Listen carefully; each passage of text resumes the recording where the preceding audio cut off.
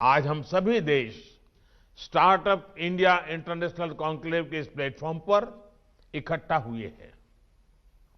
सभी बिम्स्टेक देश आपसी कनेक्टिविटी बढ़ाने और व्यापार के रिश्तों को गति देने के लिए पहले से ही लगातार काम कर रहे हैं।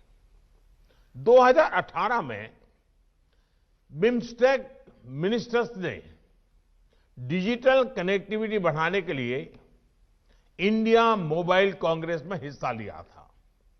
इसी तरह हम रक्षा के क्षेत्र में, आपदा प्रबंधन के क्षेत्र में, स्पेस के क्षेत्र में, पर्यावरण के क्षेत्र में और कृषि व्यापार के क्षेत्र में भी मिलकर काम कर रहे हैं। हमारे ये सभी क्षेत्र जितने मजबूत होंगे, जितने आधुनिक बनेंगे, उतना ही फायदा हमारे स्टार्टअप्स को होगा। ये एक वैल्यू क्रिएशन साइकिल है, यानी हम इंफ्रास्ट्रक्चर, एग्रीकल्चर और बिजनेस जैसे क्षेत्रों में अपने संबंधों को मजबूत कर रहे हैं। इससे हमारे स्टार्टअप के लिए नए अवसर पैदा हो रहे हैं और जितना हमारे स्टार्टअप मजबूत होंगे, हमारे सभी सेक्टर्स में विकास उतनी ही रफ्तार पकड़ेगा। साथियों, व्यक्तिगत रूप से यहां सभी स्टार्टअप्स अपने अनुभवों को एक दूसरे से शेयर कर ही रहे हैं, लेकिन बदलाव की इतनी बड़ी यात्रा में हर देश के भी अपने अनुभव होते हैं। भारत ने अपने 5 साल के अनुभवों को साझा करने के लिए इवोल्यूशन ऑफ स्टार्टअप इंडिया नाम से एक बुकलेट भी आज जारी की है। मैं चाहता हूं ऐसे ही हर बिम्स्टेक देश भी समय समय पर अपने अनुभवों को एक दूसरे से साझा करे। आपके ये अनुभव हम सबको सीखने में मदद करेंगे।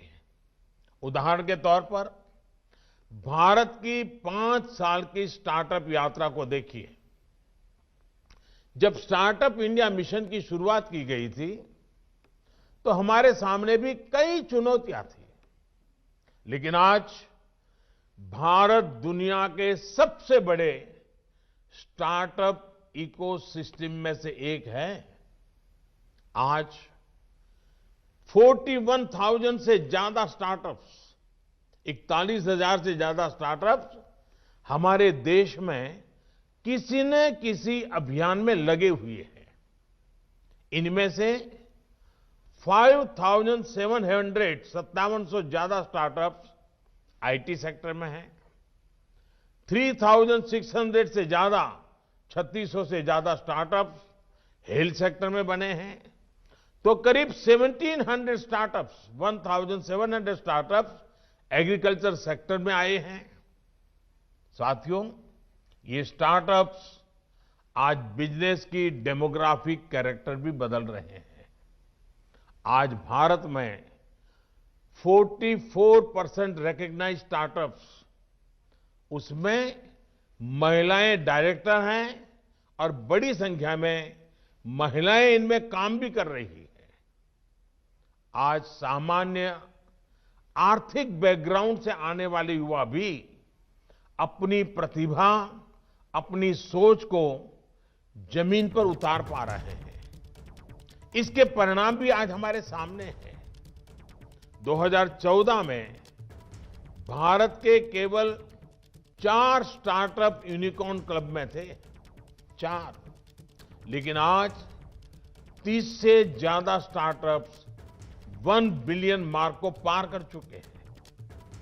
आपको हैरानी होगी, इसमें भी हमारे 11 स्टार्टअप्स साल 2020 में यूनिकॉर्न क्लब में शामिल हुए हैं, यानी कोरोना काल के इस कठिन वर्ष में। साथियों, भारत ने महामारी के मुश्किल समय में ही आत्मनिर्भर भारत अभियान भी शुरू किया। इसमें भी हमारी स्टार्टअप्स आज बड़ी भूमिका निभा रहे हैं। महामारी के दौरान जब दुनिया की बड़ी बड़ी कंपनियां अपने सर्वाइवल के लिए संघर्ष कर रही थी, भारत में स्टार्टअप्स की एक नई फौज तैयार हो रही थी। देश में सैनिटाइजर से लेकर पीपीई किट्स की जरूरत थी, सप्लाई चेन्स की जरूरत थी, उसमें हमारे स्टार्टअप्स ने बड़ी भूमिका निभाई। लोकल जरूरतों के लिए लोकल स्टार्टअप खड़े हुए। एक स्टार्टअप ने ग्राहकों को रसोई का जरूरी सामान पहुंचाने का काम किया, तो किसी ने दवाओं की डोर स्टेप डिलीवरी की शुरू करवाई।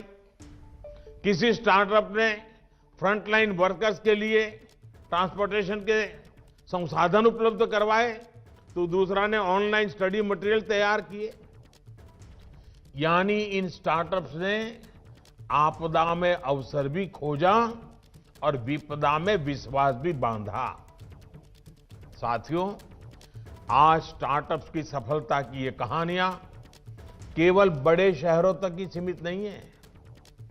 आप देखिए, आज 8 अवार्ड्स तो ऐसे स्टार्टअप्स को मिले हैं जो मेट्रो सिटीज में नहीं, बल्कि छोटे छोटे शहरों में खड़े हुए हैं। कोई लखनऊ से है, कोई भोपाल से है, कोई सोनीपत से है, तो कोई कोची और तिरुवनंतपुरम से है। क्योंकि आज भारत का हर राज्य स्टार्टअप इंडिया मिशन में भागीदार है। हर राज्य अपनी लोकल संभावनाओं के हिसाब से स्टार्टअप्स को सपोर्ट और इंक्यूबेट कर रहा है। और इसी का परिणाम है कि आज भारत के 80% जिले स्टार्टअप मूवमेंट से जुड़ चुके हैं। हमारे 45% स्टार्टअप्स आज टियर 2 और टियर 3 शहरों में आते हैं, जो कि लोकल प्रोडक्ट्स के ब्रांड एम्बेसडर की तरह काम कर रहे हैं। साथियों, आज लोगों में स्वास्थ्य और खान-पान को लेकर जो जागरूकता बढ़ी है, जो हेल्दी बदलाव हो रहा है, उसमें भी स्टार्टअप के लिए नए अवसर बन रहे हैं। एक तरह से आज अगर कोई एवरग्रीन सेक्टर है, तो वो फूड एंड एग्रीकल्चर सेक्टर ही है। भारत में इन सेक्टर्स की ग्रोथ पर विशेष जोर दिया जा रहा है। एग्रीकल्चर से जुड़े इंफ्रास्ट्रक्चर को आधुनिक बनाने के लिए देश ने 1 लाख करोड़ का एग्री इंफ्रा फंड भी बनाया है। इससे हमारे स्टार्टअप्स के लिए नए रास्ते खुलेंगे। आज स्टार्टअप्स किसानों के साथ कोलैबोरेशन कर रहे हैं। फार्म से टेबल तक खाद्य उत्पाद और आसानी से बेहतर क्वालिटी के साथ पहुंचे, इसमें भी स्टार्टअप्स अपनी भूमिका निभा रहे हैं। साथियों, हमारे स्टार्टअप वर्ल्ड की सबसे बड़ी यूएसपी है उनकी disruption and diversification capacity. Disruption इसलिए क्योंकि ये स्टार्टअप्स आज नई अप्रोच, नई टेक्नोलॉजी और नए तौर तरीकों को जन्म दे रहे हैं। एक ही पटरी पर चलते जाने की जो सोच थी, हमारे स्टार्टअप उसको बदल रहे हैं। और दूसरा है डाइवर्सिफिकेशन। आप देखिए, आज कितने सारे स्टार्टअप्स आ रहे हैं और सब अलग अलग आइडियाज के साथ।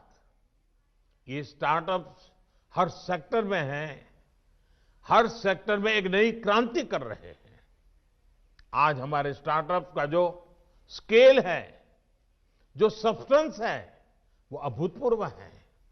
और सबसे बड़ी बात, इन स्टार्टअप्स को प्रैग्मेटिज्म से भी ज्यादा पैशन गाइड कर रहा है।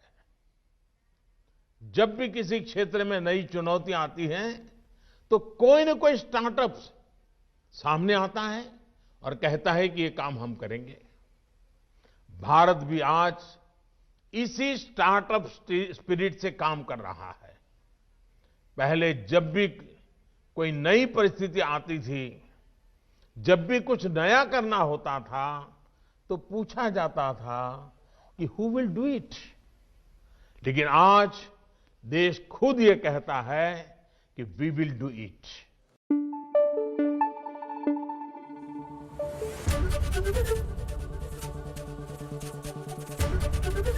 एबीपी न्यूज आपको रखे आगे।